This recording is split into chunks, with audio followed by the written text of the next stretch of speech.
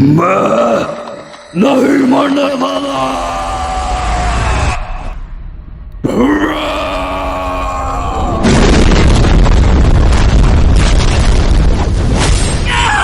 नहीं, टोकितो।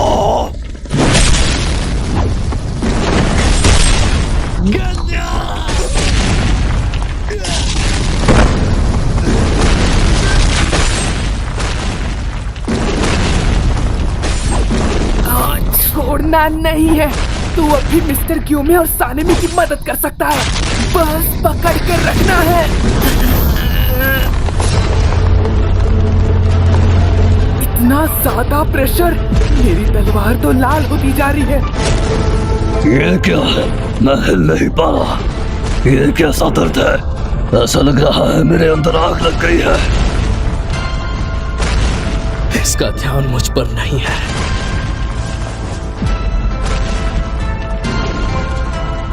मतलब मैं इस्तेमाल कर सकता हूं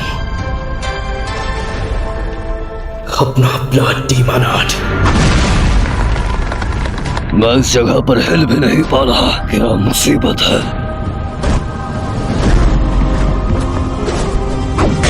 इसे रोकने के लिए मैं कोई टेक्निक यूज नहीं कर सकता।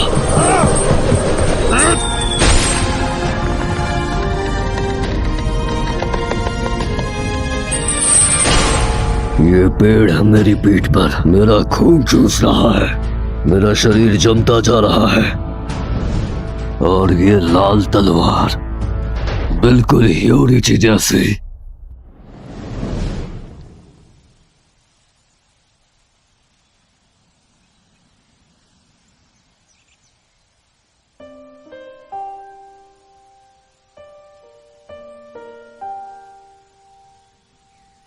हमारे टक्कर का कोई भी वॉरियर अब जिंदा नहीं है। ब्रीदिंग स्टाइल्स आगे बढ़ाने के लिए किसी को ढूंढना बिल्कुल बेकार है।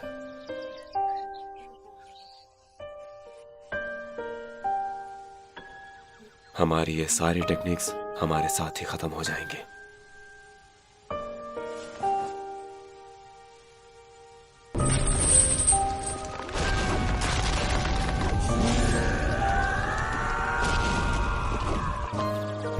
मेरे भाई,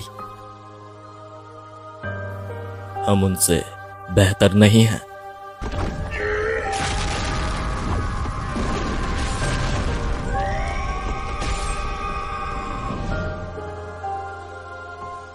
बल्कि इस इंसानी इतिहास का बस एक छोटा सा हिस्सा है हम। जो लोग हमसे भी आगे निकल जाएंगे वो जन्म ले चुके हैं, अपनी पहली सांसें ले रहे हैं। वो भी वही मुकाम हासिल करेंगे। चिंता की कोई बात नहीं है भाई। बहुत जल्द एक दिन आएगा जब नई पीढ़ी भी हमें पीछे छोड़ के आगे निकल जाएगी और उन ऊंची मंजिलों को छूने में भी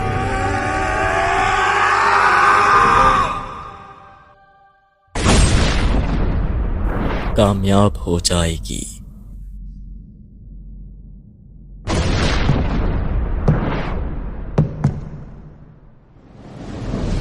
शायद वो सही था।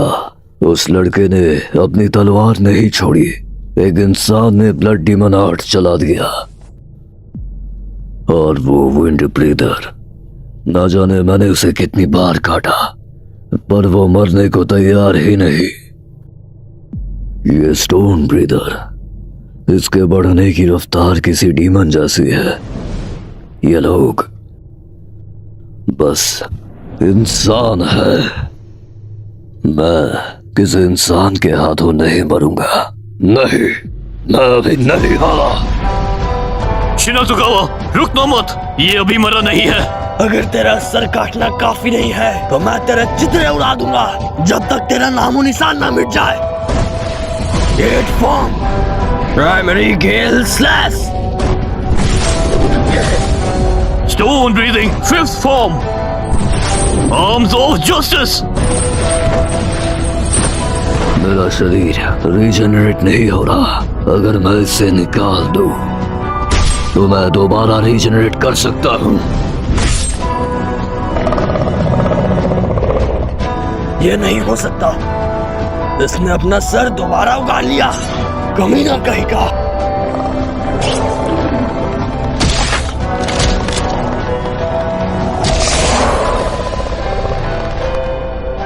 आखिरकार मैंने अपने शरीर रीजनरेट कर लिया और अब हर हमला बेकार है।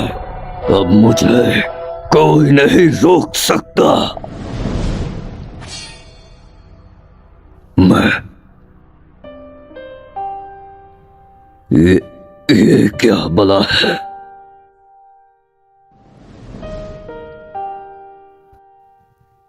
क्या मैं सच में यही चाहता था? अपने सर कटने के बावजूद मैं हार नहीं मान पाया। क्या मैं सैकड़ों सालों तक इसके लिए जिंदा रहा? क्या मैं ताकतवर बनना चाहता था, चाहे इसके लिए इंसान खाने पड़े? क्या ये सब बस मरने के डर से था? नहीं योरिची, मैं तो बस तुम्हारे जैसा बनना चाहता था। सूरज की तरह चमकदार और तेज बनना था। जब हम छोटे बच्चे थे,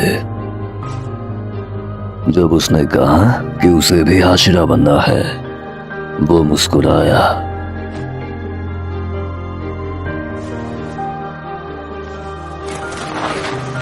चाहे मैंने कितनी बार भी कोशिश की, लेकिन मैं अपने मास्टर पर एक बार भी नहीं कर पाया।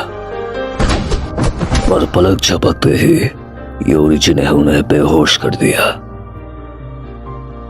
तलवारबाजी में इतना होनहार होने पर भी वो इस चीज से बिल्कुल खुश नहीं था। उसके लिए तलवारबाजी किसी बच्चे के खेल जैसी थी। हाशिरा बनने का मेरा सपना बस वहीं टूट गया। मेरा हाशिरा बनने का सपना अब कभी पूरा नहीं होगा।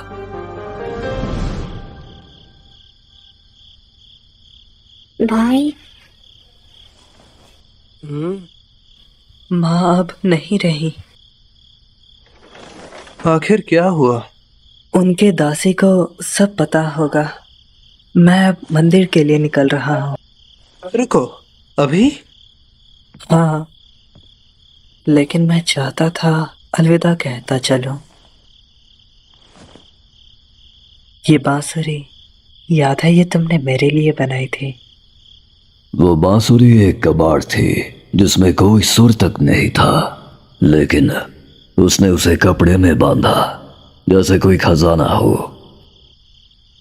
हम चाहे कितने भी दूर हों, तुम्हारी याद में मैं इस बांसुरी को हमेशा अपने साथ रखूंगा। मैंने पलटकर कुछ नहीं कहा, लेकिन वो खुश लग रहा था। मुझे तुम्हारी याद आएगी।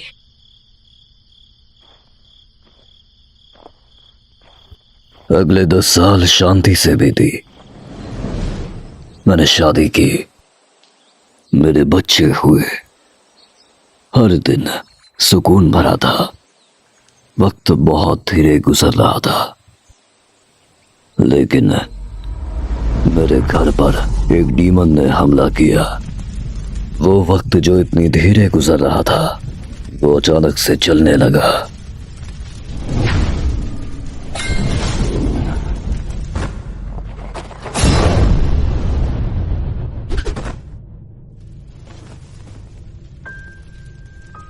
जैसे ही मैंने योरिची को वापस देखा, मेरी सारी शांति छिन गई।